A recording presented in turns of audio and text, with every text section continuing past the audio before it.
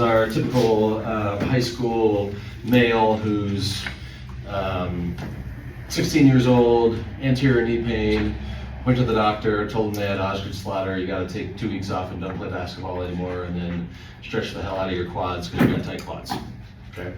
So how does what we just did with all of the NFTs of the palpation fit in with the screen?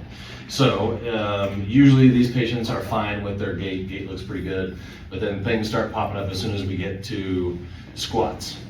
And also, if we're talking about like a 16-year-old male, we're also gonna have some tight hamstrings with toe touch, okay? So if we have them stand here, if we have them just go toe touch, he says, yeah, that feels tight in my hamstrings, okay. Come back up, hands on hips, lean back.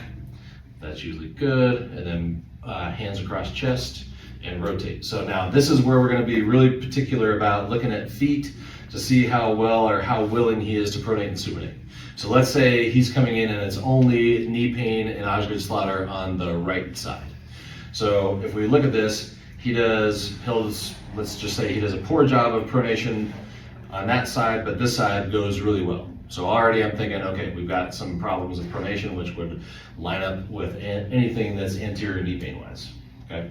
So then we go squat, so feet apart, squat down as far as you can. He's gonna complain about pain at about 90, so come back up, and he'll probably even stop at 90 and come back up, and my question is, what did that feel like? What made you stop? And he'll say, my knee pain right there, and point to it, and I'll say, okay, so now go ahead and do the same squat, try to go past the pain and see what happens. So now he'll go all the way down and then come back up, and I'll say, how was that? And he'll usually say, that was painful at halfway down.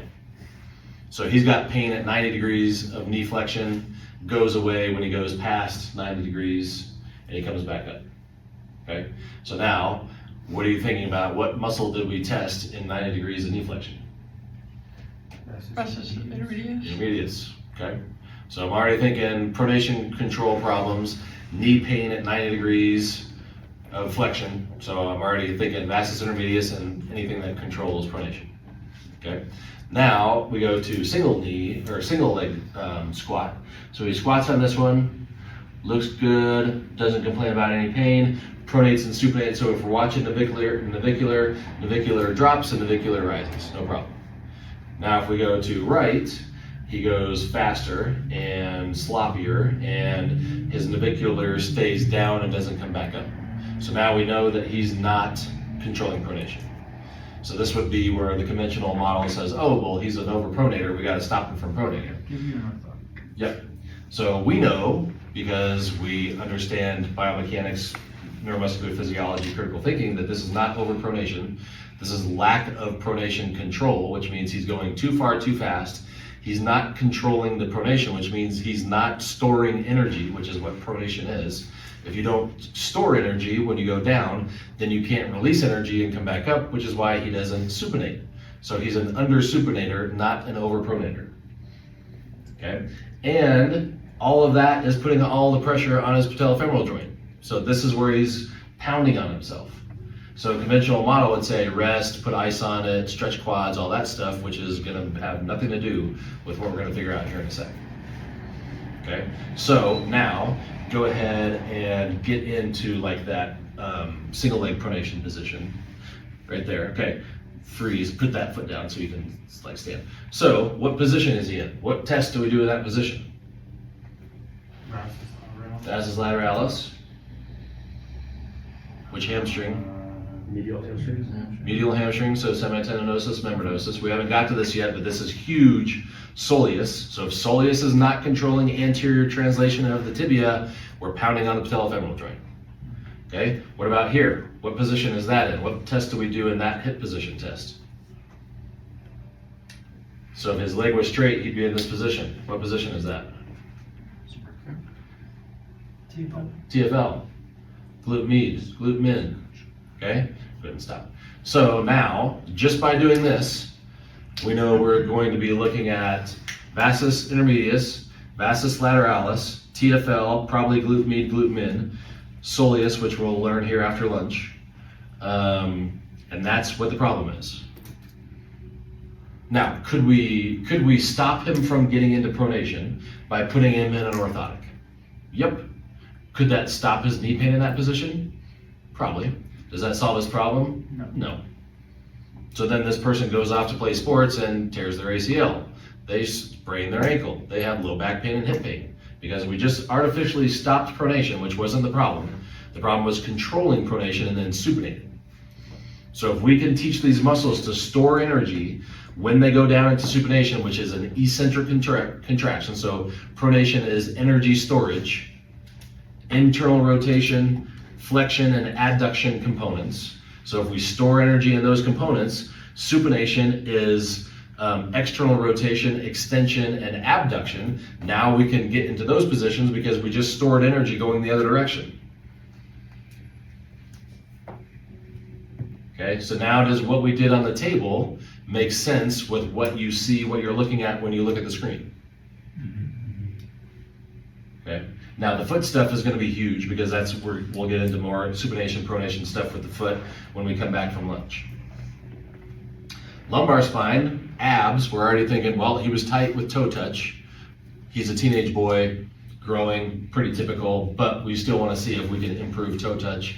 And this goes back to what we were talking about yesterday. So if he's lacking toe touch and he's saying he's tight in his hamstrings, is that a direct inhibition that we're thinking of, or is that a reciprocal inhibition that we're thinking of? Okay. Okay. All right. So, and we can get into those deep hip rotators. So is deep hip rotator going to have a component of internal rotation, external rotation? Yeah. So remember, I don't think we went over this yesterday, and PT school forgets to emphasize this, but pronation, so you got three components of pronation. You have flexion, adduction, and internal rotation, okay? And pronation isn't just your foot, it's your knee and your hip and your lumbar spine. Okay, so if you can't pronate, it's because you are not controlling internal rotation, flexion, and adduction. Because supination is the opposite. Supination is extension, abduction, and external rotation at the foot, the knee, the hip, lumbar spine. So that's what I was talking about today. If I see somebody who's failing tests that all have an internal rotation component, I'm just going to go test everything that has internal rotation component to the test. That way I can zero out everything. I know I got all my bases covered. So see how we have a thought process. So we have gross assessment. That starts our gears turning as to what we need to look at when we do our analytical assessment. Then we can prove our work when we're doing our analytical assessment because we have test, treat, retest. So if we retest and it's better, we know, okay, we got that one. What's the next thing over? Test, retreat, test, got that one. What's the next one over? Now we can see synergists, we can see antagonists, we can put the whole picture together that is going to dictate what our exercises are going to be for home. So how much easier and faster and simplified, streamlined is that versus, okay, tell me where it hurts, let me do some passive range of motion, and then let's throw you on some modalities and see if we can get this knee pain calmed down. So we're never going to touch his patella. We're never going to touch his patellar tendon. We're never going to put ice or stem or whatever on his ischial or his tibial tuberosity. We're going to go to all the stuff that's not working because this problem that he's complaining of is because this has way too much pressure on it. And the reason why he has quote unquote tight quads is because his quads are inhibited. So there's your direct inhibition. So yes, you can stretch the crap out of his quads and have him foam roll his quads and do all that stuff and his quads will get looser, but this will get worse because now you just weakened what was already weak, which was causing all of the pressure to go on his patellofemoral joint and his tibial tuberosity. Okay, so after we go through everything on the table, we get him back up off the table. So then we go toe touch, and when he does his toe touch, go ahead and toe touch. He's gonna go all the way down, bingo. We're gonna go double leg squat. He's gonna go past 90, through 90, back through 90, coming up and say, either that doesn't hurt or that feels like 75% better. Then we'll do the single leg squat, and his left will look good because that was good to begin with. And then when we go right, his right is gonna look like his left. Now we know what we're going to give him for homework. isometrics for the things that weren't firing, so we can keep those turned on.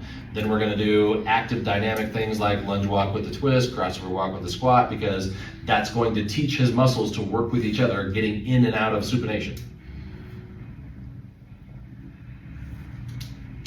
Okay, now does that make more sense than what you've been trying to do? Okay, questions on that scenario?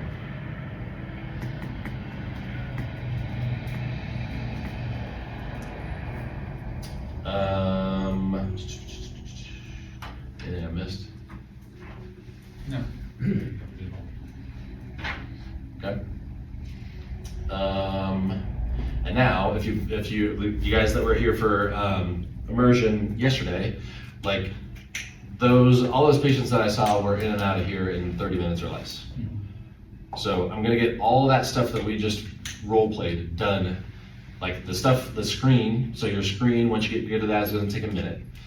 The stuff on the table with him, usually teenage boys, athletes, pretty straightforward, not a lot of curveballs. I'm gonna have them on the table for maybe 20 minutes, 15, 20 minutes. And then I got another 15 to 10 minutes to go in the gym and play and test and see if I can fatigue him and see what happens.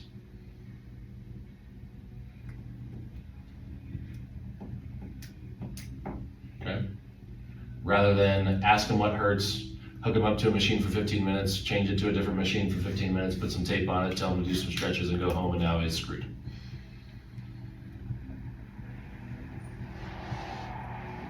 Okay. No questions about screen, like muscles that we did. So you saw TFL, you saw glute med min, hip rotators. Oh, so when he had pain at 90. So I think it was Joel. Did you ask me why no wall squats? Yeah. Okay. So if we've got, so your patellofemoral compression is going to be the highest at 90, right? So patella is not engaged in the groove here. When he gets all the way down ass to grass, it's not engaged in the groove there. So when he has pain at 90, that's because his patellofemoral joint is engaged at 90. And that's the most force that most pull that you're gonna have on quads attaching to the tibial tuberosity. So it makes sense that he has pain at 90. All the stuff that we just went through, now we know also that's the highest force that there is. So when people do wall sits or wall squats at 90, they are putting you in the most compressive forces of any angle that your knee is gonna be in and have you sit there.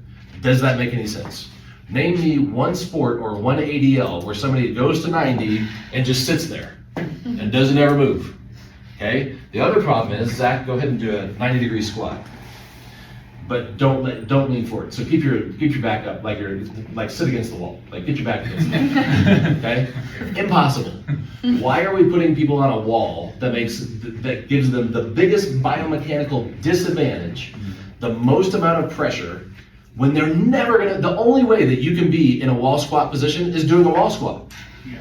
Like when basketball coaches have people that their players sit against the wall with their back against the wall for 15 minutes, why? Like they're never gonna do that, and you're just destroying their knees. Have you seen the Spanish squat?